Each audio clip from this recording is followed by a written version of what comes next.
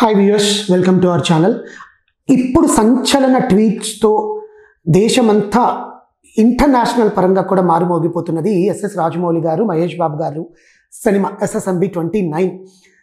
ఆయన సర్కారు వారి పాట తర్వాత మళ్ళీ ఏ సినిమాలో కనిపించలేదు బేసికలీ. సో ఆయనకి మహేష్ బాబు గారికి SSMB 29 సినిమా జరుగుతోంది అని చెప్పి 2 days బ్యాక్ రాజమౌళి గారు ఒక వీడియో షేర్ చేశారు. సింహాన్ని 4 ఊసలతో లాక్ చేస్తున్నట్టు, పాస్పోర్ట్ సీజ్ చేస్తున్నట్టు చూపించారు. జనాలు దీని మీద విపరీతమైన tweets.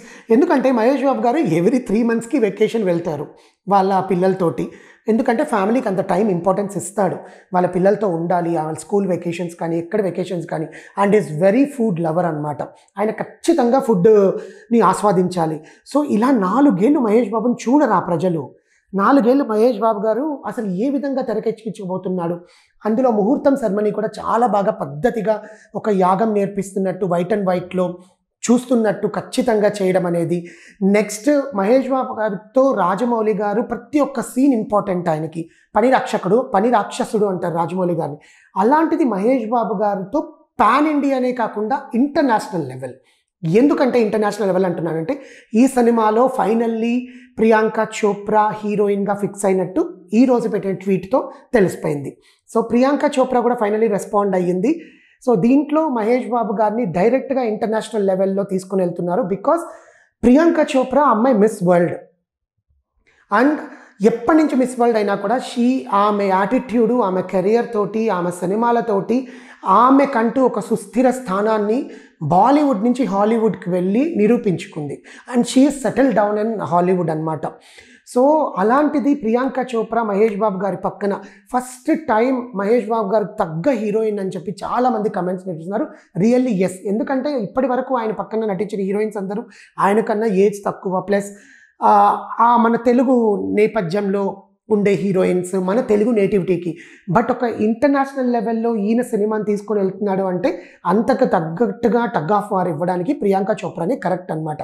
Because Priyanka Chopra and Mahesh Babu గారు ఎలా స్క్రీన్ మీద ఉండబోతున్నారు అనేది 4 ఏళ్ళ తర్వాత చూడాలా. 4 ఏళ్ళు టైం పడుతుంది. 4 ఏళ్ళు లాక్ చేసేసారా. అసలు ఈ ట్వీట్స్ అయితే విపరీతంగా ఫన్నీ మీమ్స్ క్రియేట్ చేస్తున్నారు. ఏంటంటే బాబు నా పాస్పోర్ట్ లాగేసుకున్నారు నాయన, నేను నిన్ను బయటికి తీసుకుని వెళ్ళాలని గౌతమ్ అడుగుతున్నాడని, సితారా డాడీ మనం న్యూజిలాండ్ వెళ్దామంటే నా పాస్పోర్ట్ లాగేసుకున్నారని అంటున్నారని. ప్లస్ నెక్స్ట్ మహేష్ బాబు గారు రీసెంట్గా దానికి ఇచ్చిన ట్వీట్, ఒక్కసారి నేను కమిట్ అయితే నా మాట నేనే విన్ను అని చెప్పి ట్వీట్ ఇచ్చాడు. దానికి బికాస్ ద పాజిటివ్ రెస్పాన్సెస్ 4 ఏళ్ళు ఎట్లా అనేది అనుకుంటుంటే 1 సంవత్సరం తగ్గించండి సార్, లేకపోతే 2 సంవత్సరాలు తగ్గించండి, పార్ట్ 1 నెక్స్ట్ ఇయర్కి రిలీజ్ చేయండి, పార్ట్ 2 మీరు ఎప్పుడైనా తీసుకోండి అన్నట్టుగా మాట్లాడుతున్నారు. బట్ రాజమౌళి గారి పనితనం గురించి మనకు తెలిసిందే. బాహుబలితో పాన్ ఇండియాలో నెంబర్ 1 డైరెక్టర్. ఆయనతో సినిమాలు చేయడానికి ఎంతమంది హీరోలు క్యూలు కడుతున్నారంటే అంతమంది.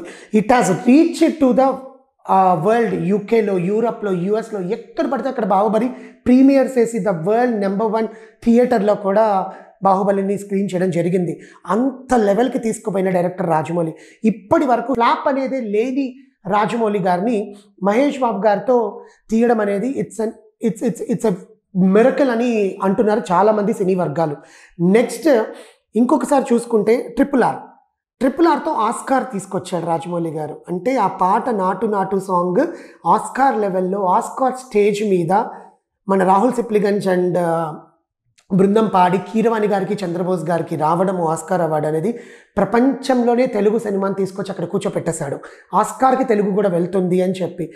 నెక్స్ట్ ఇప్పుడు మహేష్ బాబు గారిని డైరెక్ట్గా హాలీవుడ్లోనే మన ప్రియాంక చోప్రాని తీసుకొచ్చి ఇంటర్నేషనల్ టెక్నీషియన్స్తో ఈ సినిమాని తెరకెక్కించబోతున్నాడు. ఇంతవరకు రట్టు చేయకుండా పెట్టుకుందాన్ని మన ప్రియాంక చోప్రా హైదరాబాద్కి రావడము, చిలుకూరుకి వెళ్ళడము, చిలుకూరుకి వెళ్ళి ఉపాసన గారి ఆతిథ్యం తీసుకోవడము, ఉపాసన గారు all the best for your new film అని చెప్పడము కమిట్ అయిపోయింది.